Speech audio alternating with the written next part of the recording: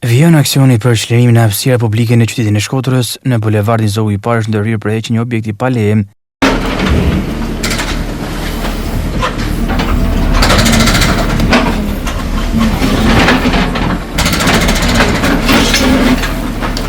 Ndërhyrja është njëjtur nga vetë kryetari i Bashkisë Shkodër Benet Beci, i cili u shpreh se ky veprim vjen në kuadër të një sër ndërhyrjesh të realizuara pranë shkollës Ndërmjeta, me qëllim lirimin e aksesit dhe përmirësimin e qarkullimit për banorët e zonës.